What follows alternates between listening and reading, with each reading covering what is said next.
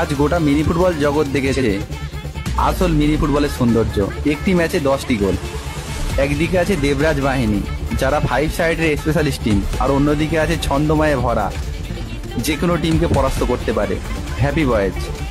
অনেক ম্যাচে গোল দেখেছেন, কিন্তু এই রকম হয়নি। গোল লিড দেওয়ার সঙ্গে সঙ্গে পরিশোধ, এমন ম্যাচ। শুরুতেই হ্যাপি টু সাহিল। সাহিল আর হ্যাপির ভীষণ ভালো আন্ডারস্ট্যান্ডিং আছে, এবং হ্যাপির বল নিয়ন্ত্রণ একেবারে অন্যদের থেকে আলাদা, এটা মানতেই হবে।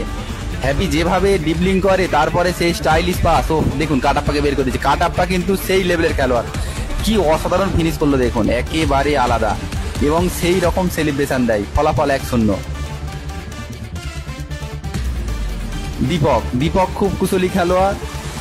আবারও সাহিল থেকে এক্ষেত্রে ধরা পড়ে গেছে সুমন ভেরি স্ট্রং খেলোয়াড়। সুমনের করা গোলে ফলাফল 1-1।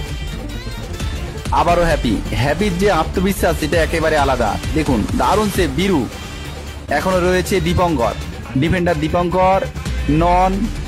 আবারও দীপক, এখনো জগৎ।